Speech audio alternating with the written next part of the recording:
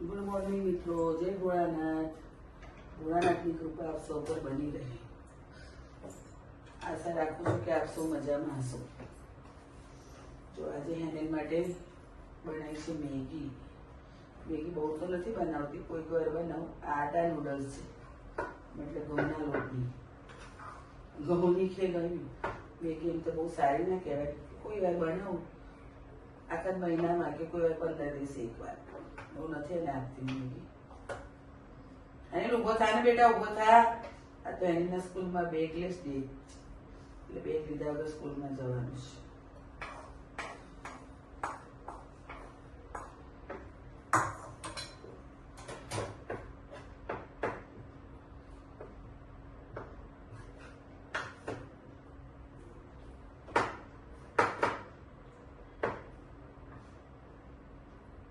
અને કોઈ ફ્રૂટ્સ, કોઈ ડ્રાય ફ્રૂટ કશું ખાતું નથી.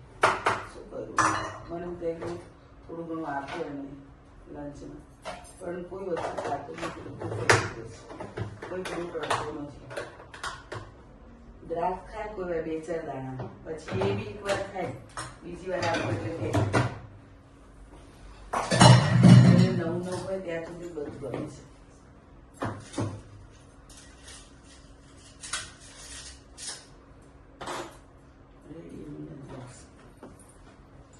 ચલો હવે રસોઈ બનાવવાની તૈયારી કરું છું. એની પહેલાં તમને હું કેટલી વાર કહું છું ને, પેસ્ટ હું વાટીને ફટાફટ મૂકું છું મિક્સરમાં, તેનાથી ગમે ત્યારે મારું શાક ફટાફટ થઈ જાય છે. જો મિત્રો, એ પેસ્ટ બનાવવા માટે શું શું જોઈએ છે? આદું, લીલા મરચાં, લસણ અને ડુંગળી, અને આ કોથમીર છે. આ કોથમીર છે ને દાંડા સાથે મેં કટિંગ કરીને ધોઈ છે. આ બધું ધોઈને મૂકેલું છે. હવે એને હું મિક્સરમાં ક્રશ કરીશ. કટ. તો આ બધું મેં મિક્સરમાં નાખી દીધું છે. હવે થોડુંક નાખીશું સોલ્ટ. સોલ્ટ નાખવાથી લાંબો ટાઈમ સુધી સારી રહે છે અને બ્લેક નથી થતી. હવે હું કરીશ મિક્સરમાં ક્રશ. જો પેસ્ટ બનીને રેડી છે. હવે એને આવી રીતે હું બાઉલમાં સ્ટોર કરીને ફ્રીજમાં મૂકી દેવાની. અને જ્યારે પણ તમે શાક બનાવો ફટાફટ 1 ચમચી 2 ચમચી જે લાગે જરૂરિયાત મુજબ યુઝ કરવાની. થઈ ગયું ને ફટાફટ તમારું ઇઝી કામ. આ ચટણીને બધું કરતા મતલબ પેસ્ટ બનાવતા 10 મિનિટ લાગે, અને પછી શાક બનાવો તો તમારે અડધો કલાક બચી જાય.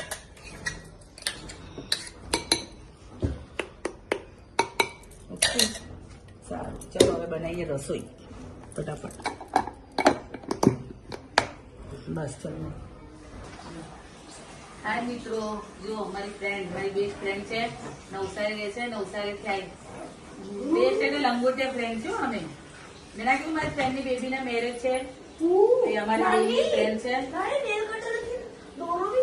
અમારે હેનેલ નેલ કટરથી દોરો. જો એ છે ને એના માટે હું કાલે બતાવ્યું ને તમને, મેં લોટો ને એવું લીધું છે અને એને આવા દીવા લીધા છે પૂજા માટે. અને અમે બંને મળીને પૂજામાં કામ આવે એવી વસ્તુ લીધી છે. અને હેની અમારો દોઢ ડાયો આ જો આવી રીતે ઉભો છે, નાવા નહીં જતો. અને મેં કાલે તમને બતાવ્યું ને એ લીધું છે. હવે અમે અત્યારે જઈશું એની બેબીના હળદીમાં. હું તમને બતાવીશ ત્યાં. મારી સાથે બન્યા રહેજો. હું ને મારી ફ્રેન્ડ મીના બંને આવી ગયા હતા મારી ફ્રેન્ડ અંબિકાની બેબીના હલ્દી ફંક્શન. જો હલ્દી ફંક્શન ચાલુ થઈ ગયું હતું. બધા બહુ જ મજા કરી રહ્યા હતા. કોઈ ડાન્સ કરી રહ્યા હતા અને કોઈ હલ્દી લગાવી રહ્યા હતા એકબીજા ઉપર. બધાને બહુ જ મજા આવી રહી હતી. મને પણ મજા આવી જ રહી હતી. હું ને હેનિલ બંને જ ગયા હતા. જો આ બધા સાઉથના સોંગ પર આ ડાન્સ કરતા. હેનિલ જો આખો હળદર હળદર થઈ ગયો છે, એને બહુ મજા આવી રહી છે. આખો ગોળ ગોળ ફરી રહ્યો હતો અને કરે આ બે હતા. અને મને મારી ફ્રેન્ડ મીનાએ પણ એકબીજા પર હળદી લગાવી હતી. અને બી મજા જ આવી હતી હળદી લગાવતા લગાવતા. પછી અમે અંબિકાને શોધતા હતા, મળી જાય તો અમે એને પણ હળદી લગાવી દઈએ. જો હા, અને આ જો કપલ મજા લઈ રહ્યું હતું હળદીનું. બરાબરની મજા કરતા હતા.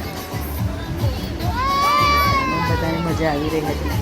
બધા એકદમ ઝૂમી રહ્યા હતા. હળદર હળદર પાણી પાણી કરીને ઝૂમી રહ્યા હતા. અને કોઈ ડાન્સ કરી રહ્યું હતું, કોઈ ગરબા કરતા હતા. લીધે અંબિકા પણ આવી ગઈ હતી. અંબિકાને બી થોડી હળદી લગાવી દીધી હતી. અને પછી અમે થોડાક ગયા આગળ. મીનાની બેબી પણ આવી હતી. એને અમદાવાદમાં મેરેજ થયા છે અને અમે ફોટોશૂટ પણ કરાયું હતું થોડું. અને પછી આવી ગયા હતા ઘર.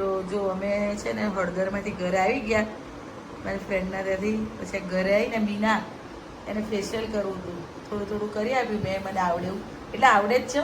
પહેલાં મારું પાર્લર ચાલતું જ હતું. અરે મીના હા જો તો હવે બસ આ સાથે આજે અમે હવે બ્લોગ પૂરો કરીશું અને સૂઈ જઈશું. હેનિલ સૂઈ ગયો છે. હવે કાલે ડીજે મતલબ ગરબા ને એવું બધું છે એટલે હવે કાલે ત્યારે રાત્રે જઈશું. ને રવિવારના મતલબ પરમ દિવસે મેરેજ છે, મેરેજમાં જઈશું. સારું ત્યારે ચાલો બાય. જય ભોળાનાથ બાય.